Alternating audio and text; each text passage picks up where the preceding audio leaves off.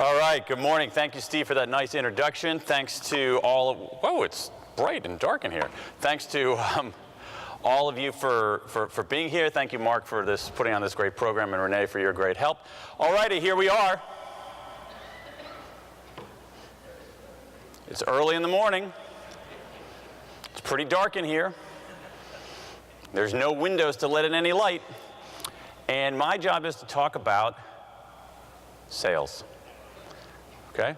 So what I'm going to do, recognizing that there were fireworks last night, recognizing that mornings in Nashville are not necessarily the optimal time of the day, I'm going to be super simple and systematic with you guys. I've configured, just to make it easy on you, configure what I call a 1-3-4 presentation. A 1-3-4 presentation. This is a great time of, Steve and I were talking before about sports. This is a great time of year for sports fans because basically all the major sports are playing right now. So last night there was a football game on, there was an NHL game on, there were baseball playoffs, and then NBA season is going to start soon too. So 1-3-4, it's sort of like a zone defense in basketball. Imagine a 1-3-4 defense in basketball, which obviously would be a really good defense because you would have 8 defenders.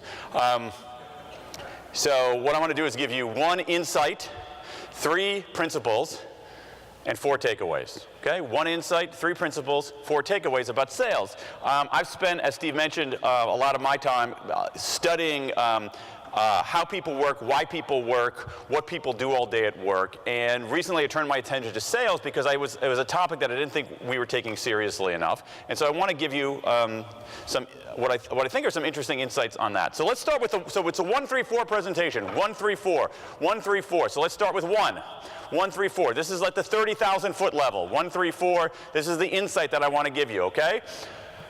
Selling your products, your services, your ideas, even yourself. And I want to take a very expansive view of this concept of selling because we're doing that all the time. We're selling not only our products and our services, we're selling not only insurance or lumber or hardwood or flooring, but we're also selling our ideas in meetings. We're selling our team on doing things different or doing things in a different way. Selling has changed more in the past 10 years than the previous 100. Big deal. Let me try to back it up for you. And to do that, we did latest batch of research. We did some survey research. We asked people, put together a sample of about 7,000 Americans based on configuring the sample so that it matched the U.S. workforce by gender, by firm size, by geography, blah, blah, blah. We asked people a bunch of questions, but I'm going to show you this one question that we asked people because I think it's very telling. And it will begin to allow us to back up this claim. We ask people this question right here. When you think of sales, the word sales, or selling, what's the first word that comes to mind? What's the first word that comes to mind? Anybody want to offer up the first word? And this is the interactive part of the presentation. Pushy, good. Who else has a word? Presentation, good. Anybody else? Relationships, good. Keep coming. Negotiate, okay. Money, okay, good. All right, so this is what we're trying to do. Now, there's a reason we did it this way. You can go, some of you might do survey research, and you can do survey research where you actually make a statement. Can you guys see all right in the back? Okay, fine, because I can't see a frickin' thing.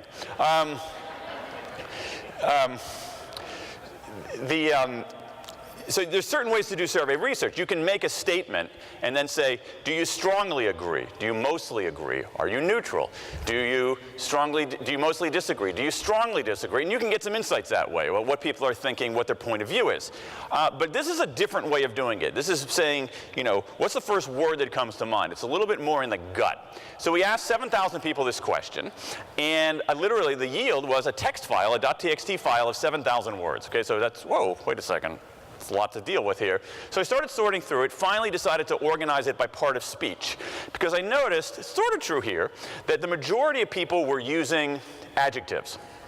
And I like adjectives because with an adjective, you have to have a point of view. You have to take a stand. So I took the top 25 adjectives and configured them into a word cloud. The top 25 adjectives that Americans offer in response to this question. Now, let me see a quick show of hands here for a second. How many of you have sales in your job description, sales in your job title, sales on your business card?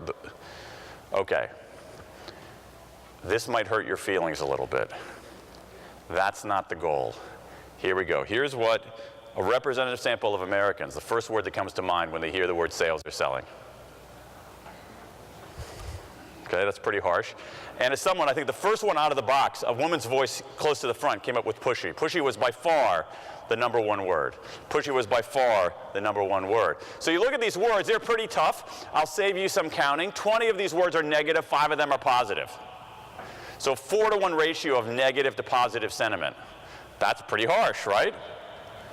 And these are very harsh words. You have people using words like this. Yeah. You have people, ah!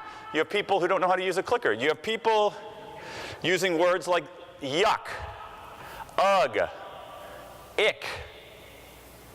All right, there are some positive words here. Where are they?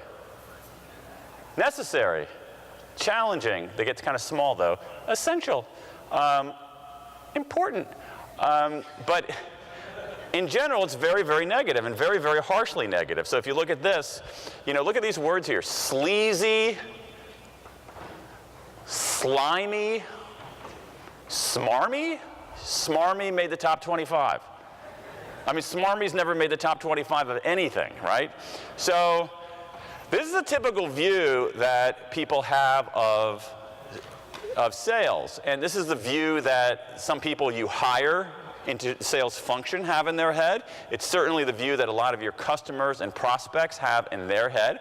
And what I want to suggest to you, this view of sales is absolutely fundamentally wrong. It is completely outdated. And if you bring people in and think that this is how they have to be effective sellers, you're going to run into some problems. And that's true whether they're selling ideas, whether they're selling your product or services, whatever. This view of sales is completely antiquated. Let me tell you what I mean by that. I don't think this is a word cloud about sales. I think it's a word cloud about information. Most of what we know about sales of anything comes from a world of information asymmetry, where the seller always has more information than the buyer. When the seller has more information than the buyer, the seller can rip you off, right? When the seller has more information than the buyer, when the buyer doesn't have many choices, when the buyer doesn't have a way to talk back, the seller can really rip you off. Information asymmetry, I think that word cloud, as I said, is about information asymmetry. It's about what it feels like to be a buyer in a world where you're at a huge disadvantage. Information asymmetry is what defined the sales relationship for a very, very long time.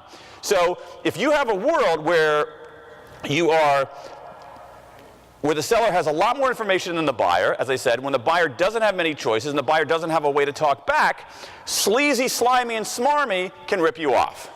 Right? Sleazy, slimy, and smarmy to me sounds like the 3 dwarves that didn't make the top 7. You know, they just missed the cut of the top 7. Sleazy, smarmy, and slimy.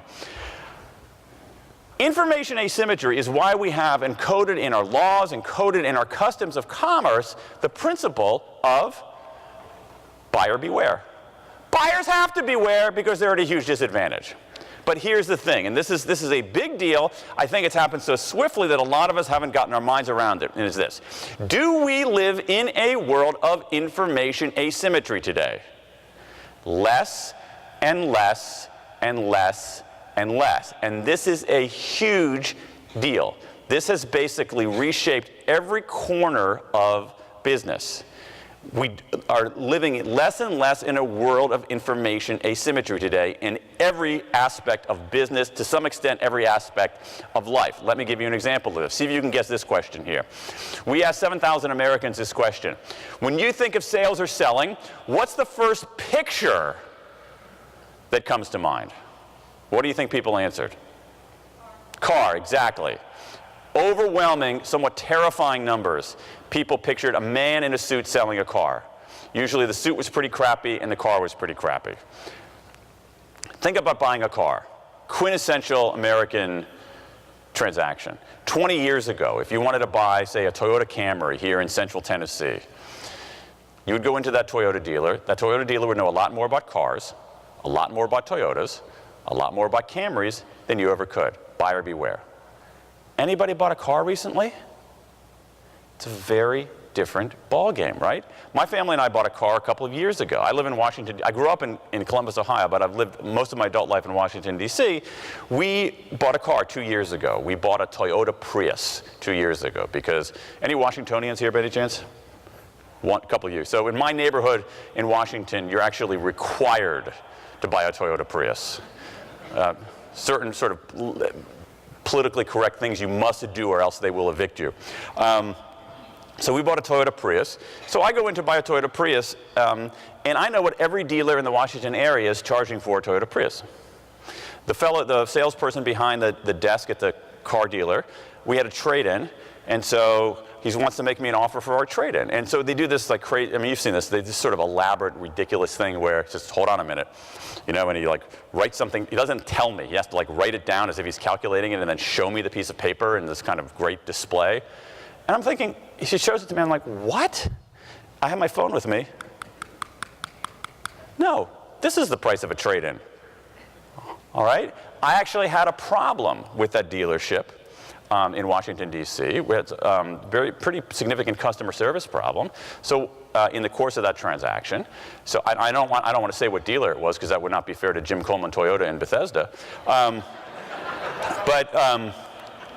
So what did I do? I had a recourse, all right? I'm on Twitter a lot, so I tweeted how crappy the service was there, all right? So that's a very, very different transaction, and that is the way the world of commerce, the world of sales works today. We've gone from this world where buyers have, again, not much information, not many choices, and no way to talk back, to a world where buyers have lots of information, lots of choices, and all kinds of ways to talk back. This is true in B2C, it's true in your world with B2B.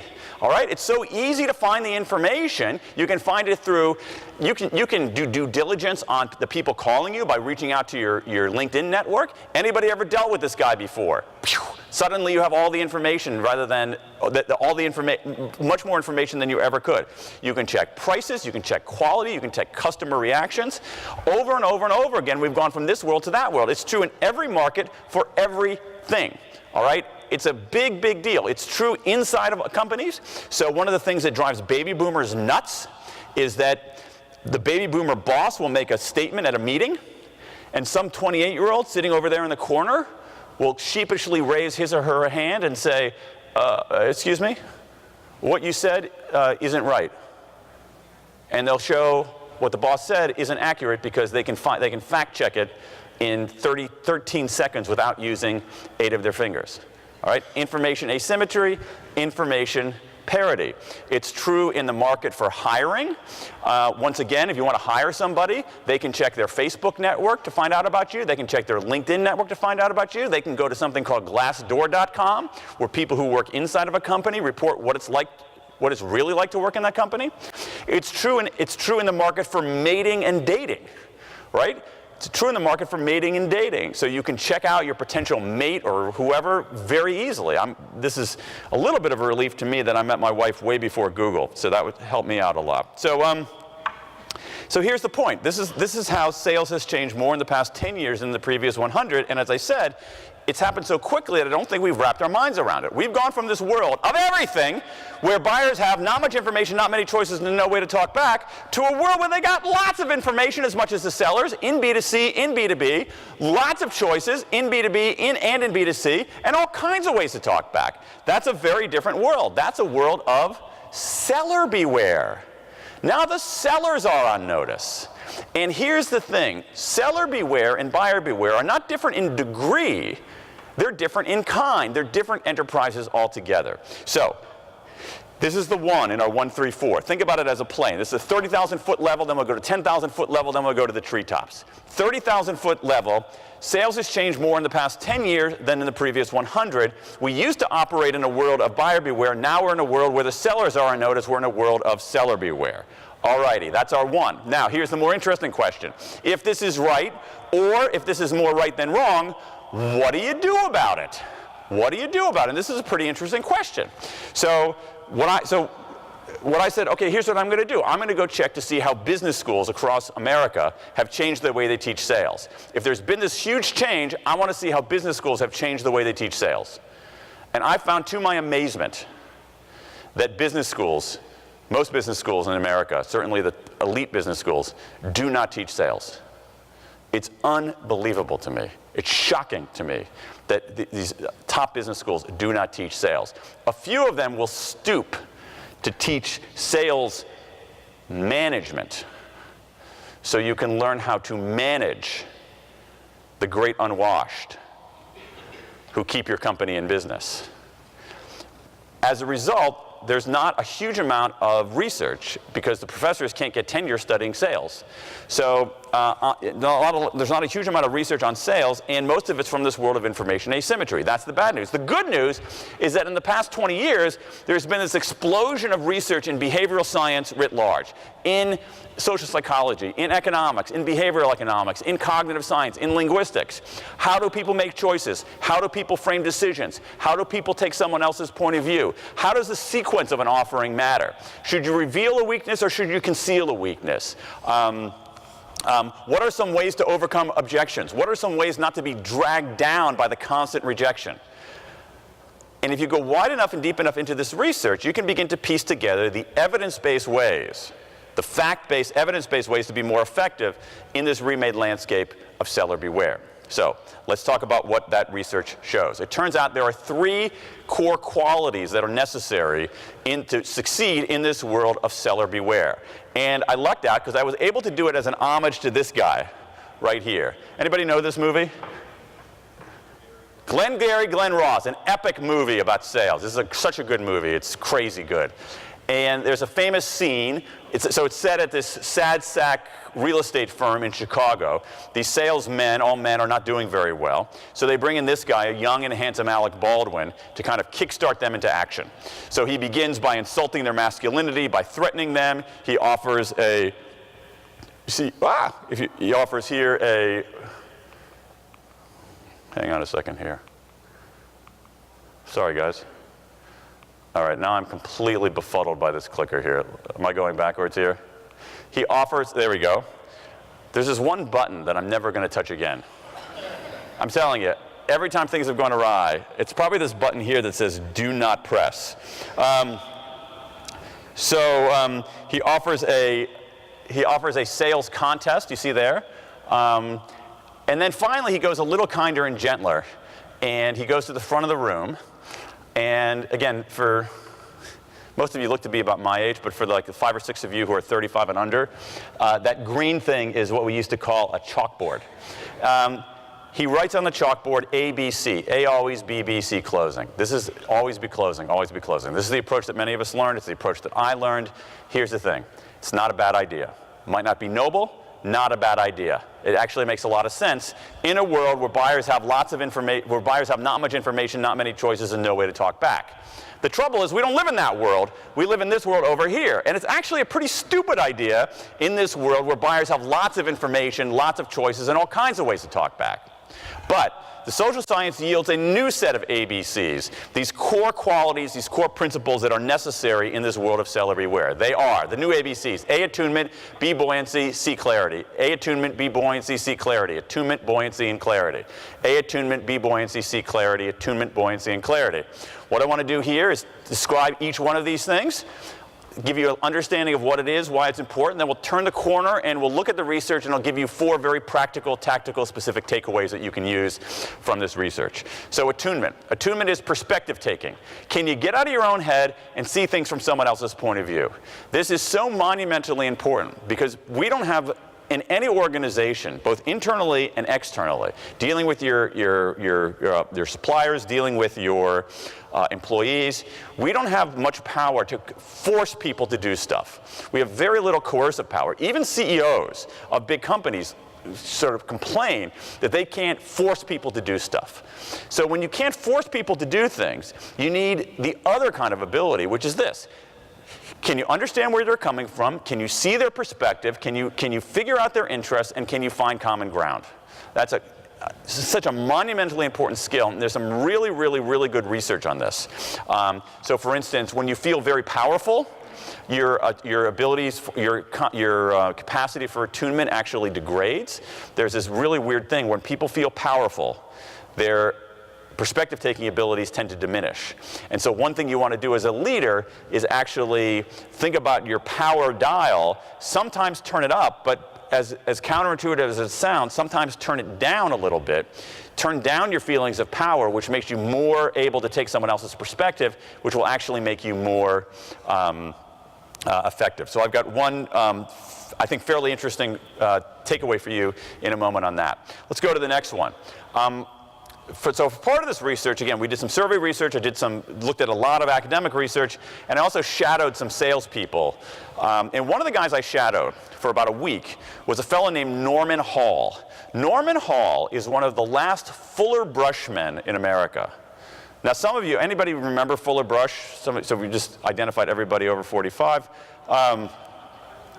This is a remarkable story. I think that younger folks have I have a vague recollection of a Fuller Brush man coming to my parents' house in about 1972 or something like that, but I don't think I ever saw one after that until I met Norman. There was a time in this country, it's really remarkable, where there were literally millions of Fuller Brush men going through middle-class neighborhoods, knocking on doors. They would come in with these sample cases of scrub brushes and cleaning brushes, knocking on doors and trying to sell brushes door to door. I mean, it's incredible. It's an incredible story. And so Norman has been doing this for 40 years in the business district of San Francisco. You think you have a hard job? 40 years selling brushes door to door in the business district of San Francisco. And he said something to me that really stuck with me. One of the reasons that I decided to do some research in sales is that in 20 years of writing about business, I'd met a lot of salespeople, and I found them to be nothing like the stereotype. There's a stereotype of sales, which we saw in that word cloud. I found most people in sales actually really, really sharp, really, really smart, really, really capable. And there's another quality that Norman put his finger on that I thought was really great. He said, Dan, he got frustrated with me. He said, Dan, you don't understand my job. He said, every day I go out and I face, this is his lovely phrase, not mine. I wish I had thought of it. It's not, I wish I had thought of it. It's not mine. He says, every day I go and I look out and I face an ocean of rejection. An ocean of rejection. That's what it's like. See, we got some salespeople out there nodding here. That's what it's like. And I think people who aren't in that function don't understand that. And I think that it's one of the reasons why I think that people who are in sales are far tougher, far more courageous than people in other aspects of any kind of company. Because if you're in the general counsel's office, if you're in accounting, if you're in HR, God bless you, all right? Product development, God bless you for being, hardworking. But you don't face that ocean of rejection every day. And the people in sales do. And so buoyancy is, what does the social science tell us about how to stay afloat in that ocean of rejection? And some really interesting research on that. Martin Seligman at the University of Pennsylvania in Philadelphia, where Steve is from, did this really landmark piece of research about 30 years ago on life insurance salesmen, almost all men at that time. And he found the single biggest predictor of sales success was how people explained failure. It was what Seligman calls their explanatory style. And so a lot of times when we fail, when we get rejected, we hate it. Everybody hates rejection in any aspect of their life. It feels toxic. It feels like a catastrophe. And a lot of times when we're not used to it or we don't have the coping skills, we look at failure. Somebody says no, and we say it's all my fault. It always happens, and it's going to ruin everything. We turn it into a catastrophe. And what Seligman found is that the top salespeople had a way of explaining failure that wasn't delusional, that was accurate, that tapped what he called the 3 Ps. Personal, pervasive, permanent. So there were ways to look at a rejection and say, was it entirely my fault? Probably not. Is it pervasive? Does it always happen? You know what? It doesn't always happen because you closed this deal last week.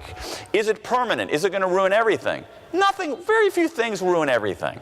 And so they had a way of explaining their failure in a way that was both accurate and giving them a little bit of a lift. So some really, really cool stuff on buoyancy. And finally, and I think this is really central in B2B is a third one, which is clarity. Clarity. Clarity has 2 dimensions. The first dimension is this. There used to be that you had a comparative advantage if you had access to information. if you had access to information. It's true in it's certainly true in B2C, very true in B2B as well. If you had access to information, you had a comparative advantage. Let's take a B2C example, real estate. When my wife and I bought our first house in Washington, D.C., 1997, we desperately needed a realtor. Why? Because he had the password to the multi-listing service. We would have no idea what houses were for sale because we didn't have access to the information. But now that access to the information has been liberated. So that's not going to give you an edge. What's going to give you an edge, and this is, I think, doubly true in B2B, is this. Are you able to curate information? Are you able to make sense? Everybody has information, but there's a huge amount of it. So what you have to do is make sense of that information, curate that information, separate out the signal from the noise in that information. Use your expertise to say, this is important, this is less important. That's one aspect of it. The second aspect of it, which again I think is central in B2B, is this. There's some salespeople who will say, I'm not really in sales, I'm a problem solver. And God bless you for being a problem solver. It's just less important. Why? Because if your customer or prospect knows precisely what its problem is, they don't need you very much. They know exactly what they need, exactly what the problem is. They don't need you very much. In your business, they need you. You know why? They need you to be one of 2 or 3 bidders to drive down the price. So where do they need you more? When they don't know what their problem is, or they're wrong about their problem. So the premium has shifted from the skill of problem solving to the skill of problem finding. Can you identify hidden problems? Can you surface latent problems? Can you look down the road and anticipate problems? If you're just a problem solver, you risk commoditization. If you are a problem finder, you're using expertise, you're keeping ahead of the game. So these are our ABCs. A, B, C. A, attunement, out of your own head, into someone else's head. B, buoyancy, stay afloat in that ocean of rejection. C, clarity, go from accessing information to curating it, from solving existing problems to identifying hidden problems. 1, 3, we're going to go to our 4 here in a second. 1 big idea, 3 principles. These are the platform qualities. If you want to be effective in this new world, you have to be attuned, you have to be buoyant, you have to be clear. Let's go to our 4. Okay, so here we are. We've gone 30,000 foot, 10,000 foot. Now we're at the treetops. And so I put together picked out 4 studies that I think are going to be useful to you. And here's how I'm going to do it. Again, in my usual systematic, slightly anal retentive way.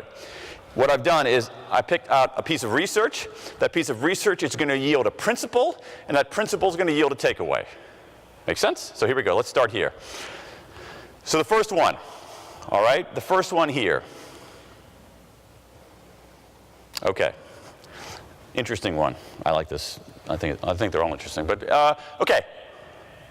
Who's better at sales, introverts or extroverts? Easy question. Extroverts, very good.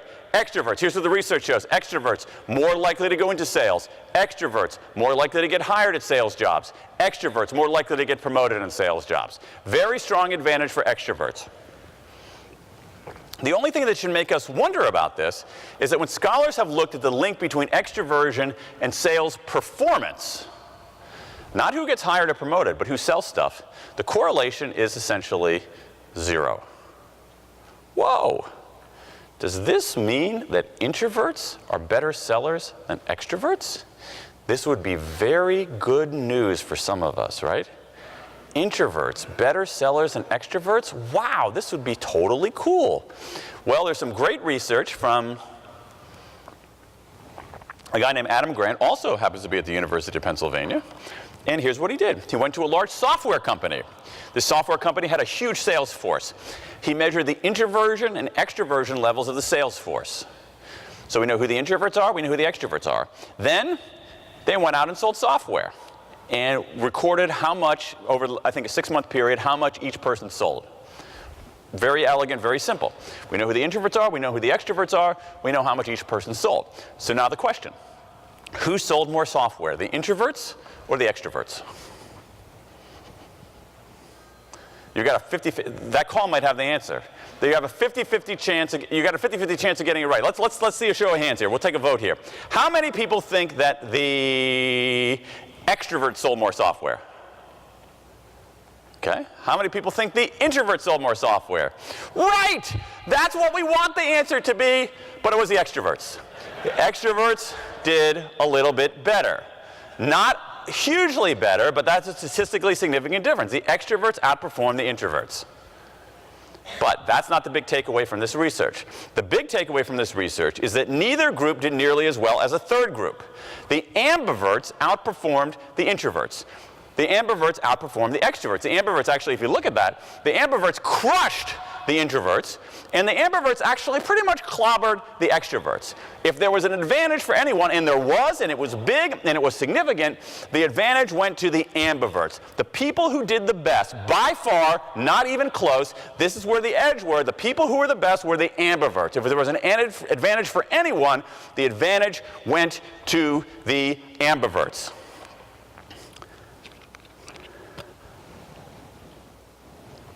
Which raises a question. What the hell's an ambivert? This is a term, it's not my word, this is a term that's been in the literature since the early 1920s. And it describes people somewhat introverted, somewhat extroverted. They're not strongly one way or another, they're kind of in the middle. Take a look at this chart. This is an awesome chart. So on this chart over here, I'll put it on this side, you're all leaning that direction.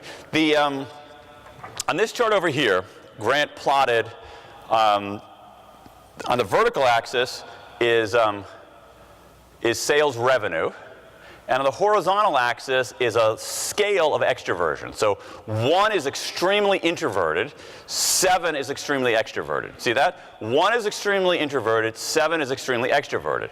So, I mean, you can totally get what's going on by just a quick glance at that chart, right? So, but we can unpack it a little bit. So let's go down here. So so say a 1.4. This is interesting. 1.1s, 1.2s, 1.3s, which are incredibly strong introverts, they're not even taking jobs in sales. They're not even represented here. So let's take a 1.4. That's a very, very strong introvert. That 1.4, that very strong introvert, that person was terrible. That person was awful. Not a huge surprise. If you're a very strong introvert, you might have trouble asserting yourself, you might be too shy, you might not want to speak up, you might be uncomfortable in social situations. Not a huge surprise. Strong introverts, not very good at this. No surprise there. The bigger surprise is this. Let's go back here to that strong extrovert. That's 7. That 7's barely any better. And here's the scary part, folks. That 7 is who gets hired. That 7 is who we think is the natural. That guy could sell ice to Eskimos. You've heard that idiotic, That 7, and when we struggle as persuaders, whether we're selling our product or service, whether we're trying to convey our idea, we try to be like that guy, that very strong extrovert. And you know that type. You know, the grinning, backslapping, glad-handing, hey buddy, what can I do to put you in a Ford Fiesta today kind of guy, right? That guy over there wasn't very good. Why? Too pushy? What else? Smarmy, very good. What else? What doesn't? Slimy, good. We can just recite all the adjectives now. What doesn't that person do? Listen. Exactly.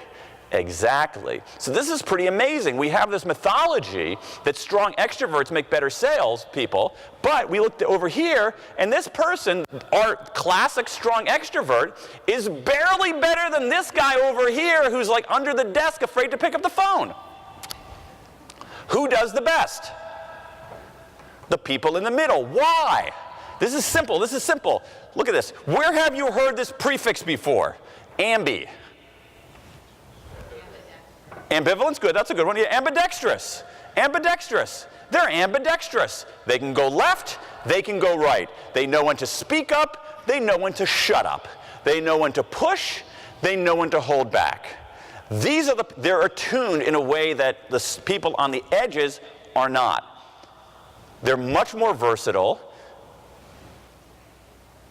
They are ambidextrous when it comes to attunement. These are the people who do the best. Now, here's the best news of all. If you look at the distribution of introversion and extroversion in the population, that's pretty much what it looks like. we've been hoodwinked by a lot of our popular notions of introversion, extroversion. We think that it's binary. It's either off, on, 1, 0, I or E, when in fact it's a spectrum, and most people fall in the middle of the spectrum. If we were to do the introversion, extroversion test for this room here, okay, so these are pretty accomplished people here. My guess is that the distribution would look very much like that, except my guess would be that it would even be higher. It would be sort of a skinnier bell curve, because most of the people in this room are probably ambiverts. So here's the takeaway. First of all, the most important thing is that there's this idea that strong extroverts make better salespeople. That is not true. There is no evidence of that. Zero, zilch, nada. Strong extroverts are not better salespeople. It's a myth. But don't draw the wrong conclusion from that myth. Don't draw the conclusion that, oh, then it must be strong introverts who are better. They stink too. The people who are the best are the people in the middle, the people who are ambiverts. And chances are, you're an ambivert. So the most important thing here in terms of leadership and in your own performance is this. Don't try to fundamentally change your personality to be like that 7. That 7 stinks. Instead, chances are your personality is fine to be effective in sales. So what you want to do is focus on other kinds of things. Focus on serving people well. Focus on attunement. Focus on expertise. And so the key takeaway here is this. Well, okay, first of all, if you want to test it, I put together sort of a model of the standard academic assessment on this. You can go to this QR code or my website there. It's totally free. Use it. It's 18 questions. Use it however you want. I'm not going to try to sell you an annuity or anything when you get there. But the takeaway here is this. Don't be a glad-hander. Be more like yourself. When you're struggling, don't try to be like that 7. When you're hiring, don't hire that 7. Look for people who are basically comfortable in their own skin, who are likely ambidextrous and ambiverted, and who are willing to work hard, be conscientious, develop expertise. Let's go to number 2. Okay.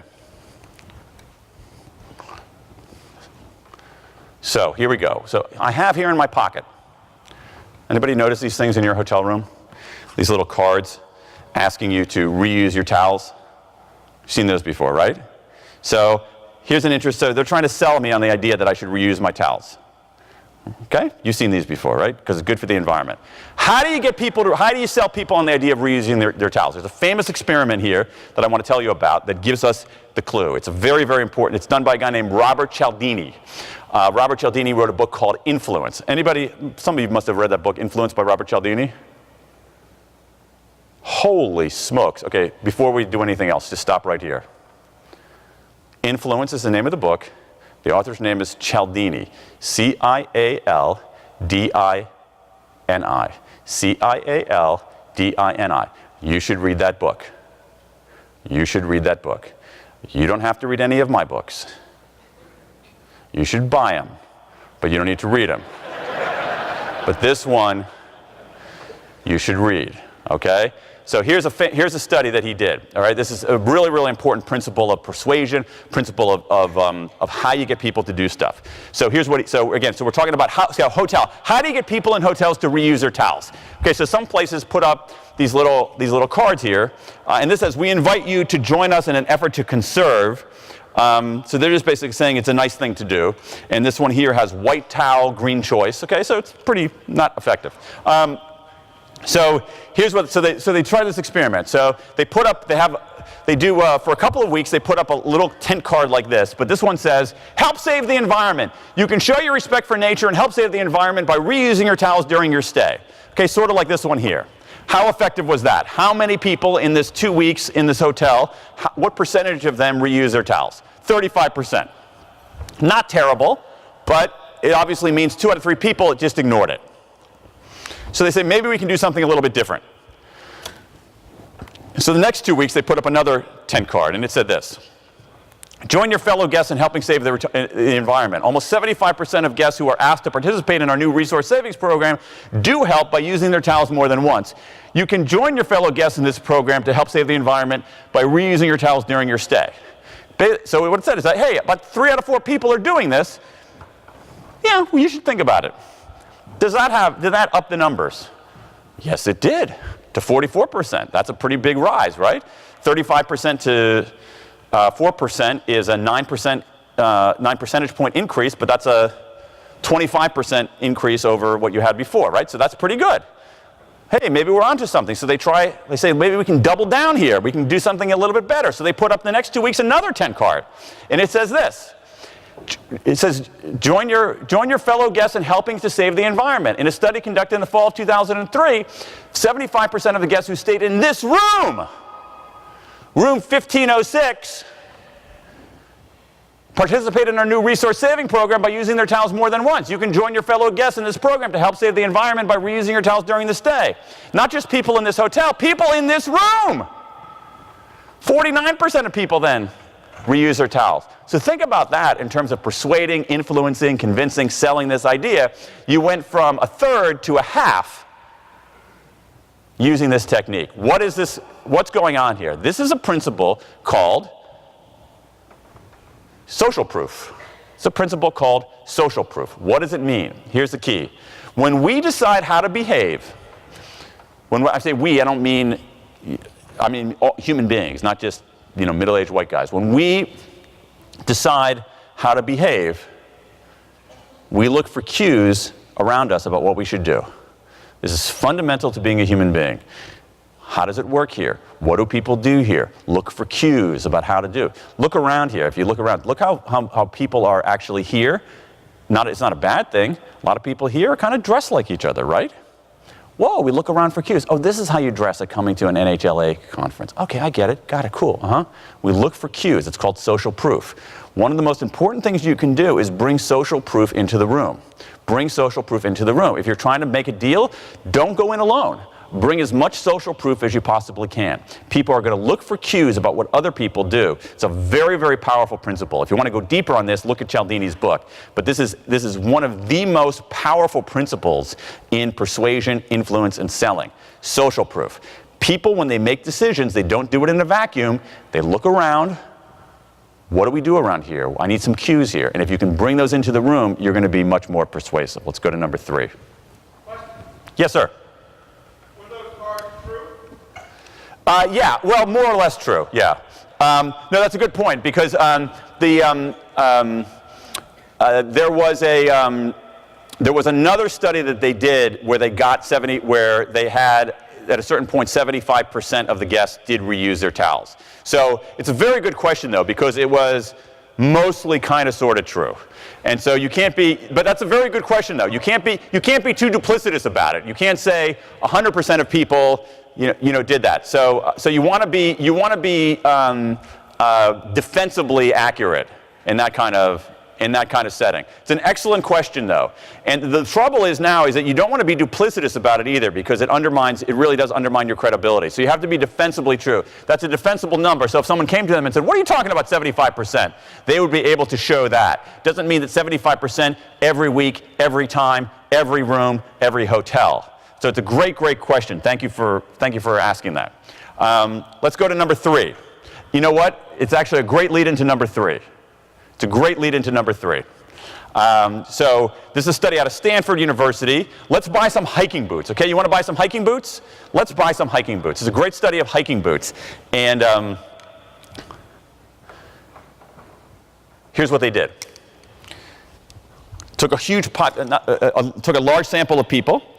That large sample of people divided into 2 groups. Each group went to a computer and was offered hiking boots. Would you buy these hiking boots? The first group, the hiking boots, they were offered a long list of positives about the hiking boots. These hiking boots have waterproof soles, 5-year warranty, endorsed by a hiking magazine, so long, long, long list of positives. This other group, same thing, same hiking boots, long, long list of positives, same positives as over there. Waterproof soles, endorsed by a hiking magazine, 5-year warranty, blah, blah, blah, blah, blah, blah, long list of positives. But at the bottom was a tiny negative. Unfortunately, they come in only 2 styles. Okay, so we have 2 choices here. One of them is long list of positives. The other one is long list of positives followed by a small negative. In which case did people buy more hiking boots? Let's see a show of hands here. How many people think more people bought the hiking boots on the long list of positives? How many people think long list of positives followed by a small negative? Okay, very close. It was this one. The long list of positives followed by the small negative. What's going on here? This is also really important. When people make decisions, when people make choices, when people decide, when people are deciding whether to be persuaded or not, there are two important questions. One of them, obviously, all of you know, what's in it for me? That's the second most important question. The most important question is, compared to what? Compared to what? We don't make decisions, we don't make choices in absolute terms. We make them in relative terms. We need a point of comparison. Compared to what? And you want to trigger that question when you're trying either to get people to do stuff or you're trying to persuade or sell. Compared to what? You want them thinking compared to what? What's interesting, so here's how they explain it in a kind of a wonky way. They say adding a minor negative detail in an otherwise positive description of a target can give that target a more positive impact. Let me give you one more quote about how they explain it.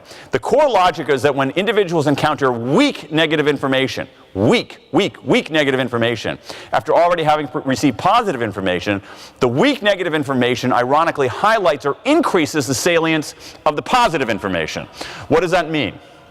Remember, the most important question, compared to what? Compared to what? What that small negative at the end of those positives does is it triggers the compared to what question. It operates as kind of like a little flashlight that shines a light on those positive things. So the way that people reason through it, some of it has to do with credibility, although they actually had a way to sort of sort that out. What the small negatives do is that they shine a light on that long list of positives. Oh, they only come in two styles? Well, compared to this huge list of virtues, oh, who cares? That's nothing. It triggers the compared to what question. This is awesome, but it doesn't have a compared to what question. You say, oh, that sounds really good.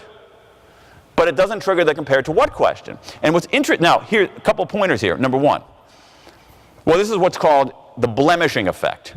So a lot of times when we have an offering, and it's a very, very good offering, but there are very few offerings that are perfect, that are flawless, that have absolutely no weak spots at all. I mean, that's just not real.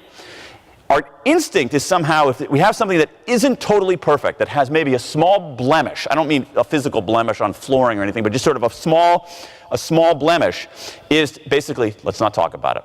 Keep it under wraps. Hope it doesn't come up. And what I want to suggest to you is that there's an argument for actually bringing it to the surface if you have a very, very strong offering in other realms. Because what it does is it triggers the compared to what question, lights that flashlight, shines a light on that positive stuff. Now, a few things. Number one, weak negative information. It can't be a strong negative. If it's a strong negative, you got other kinds of problems. It has to be a weak negative, and it has to follow it. Don't lead with the weak negative. There's some great research on sequence. Don't lead with that weak negative. Put it there at the bottom. And so here's the key takeaway here on the blemishing effect, that small, honest blemishes on otherwise strong offerings can increase their attractiveness. Our tendency is to conceal them, but small, let me emphasize this, small, weak negatives, there's an argument for revealing them rather than concealing them, not only for the credibility enhancement, but because it triggers the compared to what question and illuminates the long list of positive. Let's go to one more, then we'll take a couple of questions. Number 4. This is a pretty interesting one. We're having a food drive at a U.S. university. Here's what they do. They're collecting food for the hungry. So the researchers say to the students, please identify those among your peers who are most likely to donate to a food drive. These are people who are do-gooders, sign petitions, occupy stuff, okay, so the do-gooders. All right? Then they say, also, please identify those among your peers who are least likely to donate to a food drive. These are people who are partying all the time, don't care about their fellow man or woman. Okay? So we know who the least likely students are to donate food. We know who the most likely students are to donate food. Now, it gets slightly complicated because the researchers also send out 2 different kinds of letters. So researchers signed up 2 different kinds of letters. So one kind of letter is what I'm calling the general letter. The general letter says, dear student, we're having a food drive. It's on such and such a date. It's a really good cause. We hope you contribute. That's the general letter. The specific letter is different, obviously. The specific letter says, dear Mark, we're having a food drive. It's on such and such a date. We're looking for these 7 varieties of food, attaches a map showing where we're going to have receptacles around campus into which you can deposit these food items, attaches a map showing you where those receptacles are, and we're going to give you a follow-up phone call the night before. So half the students, least likely and most likely, get a specific letter, half get the general letter. Okay, so there are 4 conditions here. So let's go around the horn. So what percentage of students contributed when you sent the general letter, the Dear Student letter, to the least likely students? What percentage of them donated food? 2%? You're a very, very optimistic man. 0, none. Not a 1. Which is sort of awesome in a perverse way, right? No one of them bothered to do anything. Okay, now what happens when you send a specific letter, the Dear Mark letter, to the people who are already inclined to do this? 44% of them contributed food. Very high take-up rate on a college campus. Not that interesting. Here's where it gets more interesting. What happens when you send the general letter, the Dear Student letter, to the people their own peers say they're going to do this, they're inclined to do this? 8% of them contributed. Okay, that's more than 0, but actually it's not that high of a number. Here's where it gets super duper interesting. What happens when you send the specific letter, the Dear Mark letter, to the least likely students? 25% of them contributed. Now think about that. Look at that diagonal there. You got 3 times the take-up rate of the least likely versus the most likely, not because of people's disposition, but because of the letter. What's going on here? These are the last 2 lessons. There's a macro lesson and a micro lesson. The macro lesson about human behavior is this. When we, and here I'm talking really more, Americans do this more than any other nationality. And I do this all the time. When we try to explain people's behavior or predict people's behavior, we almost always overemphasize the importance of someone's personality and underemphasize the importance of the context that they're in. It's something called a fundamental attribution error. We make this mistake all the time. Human beings, including everybody in this room, we behave differently in different contexts. And so the context drives our behavior much more than we're willing to acknowledge. And so, but we always want to explain things. He did that because she's a jerk. She did that because she's kind. And context, environment, situation drive our behavior more than we realize. So you have to be attuned to that. The persuasion lesson is actually a very simple lesson, but a very, very powerful lesson, which is this. Give people an off-ramp. Give people an off-ramp. If you want someone to do something, make it easy for them to do it. Take a look at this over here. Did we change anybody's mind about hunger here? But we got a heck of a lot of people to act who might not otherwise have acted because we made it easy for them. We built an off-ramp. Changing people's minds is really hard. I don't like to change my mind. You probably don't like to change your mind. So don't beat your head against the wall trying to change people's minds. When there's an easier tactic that you can use, which is building an off-ramp. Make it easy for people to do something. And so if you're in any kind of persuasive encounter, whether it's sales, whether you're managing your team, whether you are trying to get your boss to do something, ask yourself this question. Have I built an off-ramp? Have I made it very easy for this person to do what I'd like them to do? If you do that, you don't necessarily have to change their mind. And what's kind of cool about this is there's other research showing that when people, we have this thing about where we think that, okay, the way that people we change their mind and then they act. But there's actually some research showing that if you can get people to act, that might change their mind. That the sequence is reversed in some ways. So when we got these 25% of people to donate food, we might, over the long term, actually make them more conscious about the problem of hunger. But that wasn't our goal. Our goal wasn't to change people's minds. Our goal is to get people to act by building that off-ramp. Okay, so let me recap and then we have time for a few questions.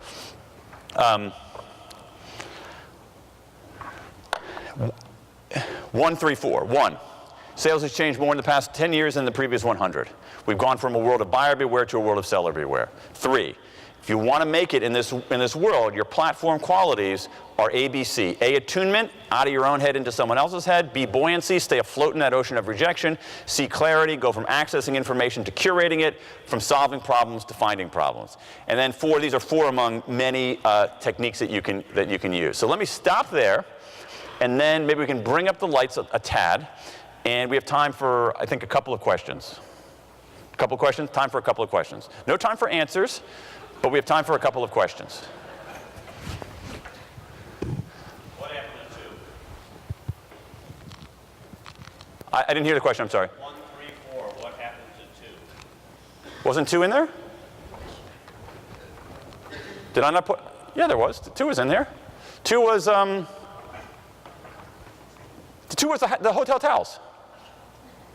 Yeah, right? 3. Did I forget to put a 2 in there? 2. Right? I had 4. Yeah. So number 1 was the introvert extrovert thing, don't be a glad hander. Number 2 was the towels, social proof. Number 3 was, what was 3? What was 3? Oh yeah, the blemish thing. And then number 4 was the off-ramp. Okay, you just freaked me out there. All right, anybody else have a question? A less disturbing question, yes? When you have a stronger negative, what's the effective strategy to use? Okay, if you have a stronger negative, what's the effective strategy to use? I think if you have a stronger negative, well,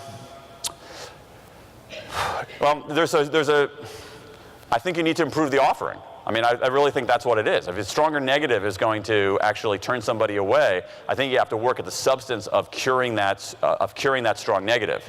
The other thing to do about that is that the strong negative, there are negatives that are general negatives and generals that are specific negatives. So let's take an example of buying a car, okay? There might be a general negative, let's say in buying a car, that this car doesn't get very good gas mileage, okay? But there could be buyers who actually don't care about gas mileage. So what's a strong negative is not necessarily a strong negative for anybody, for everybody. So 2 suggestions. 1, fix it if you can, and then I think that's the best long-term strategy. And 2, try to find buyers for whom that negative is actually, for their particular circumstances, far less strong. How about one more and then we'll wrap up?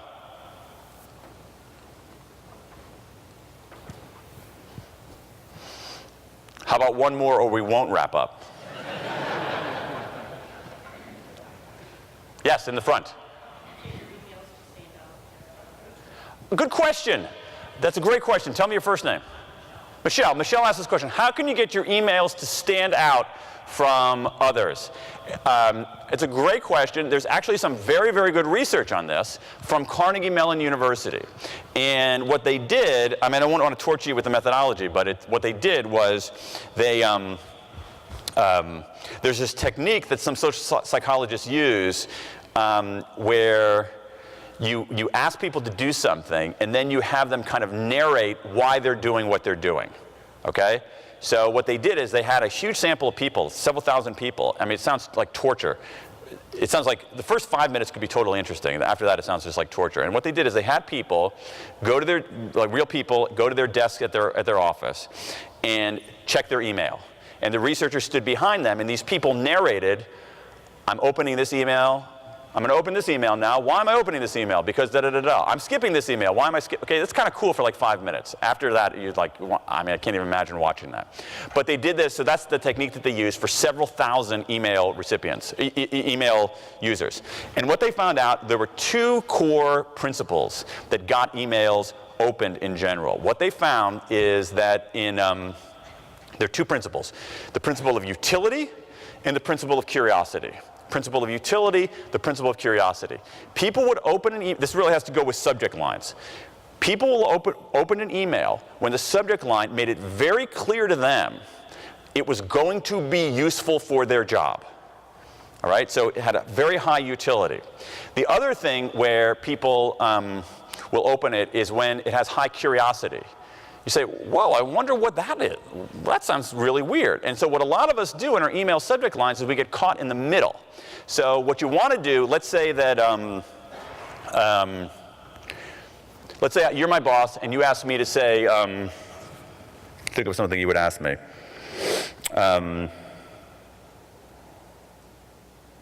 You want to know, you're thinking about maybe switching, we're thinking about maybe switching,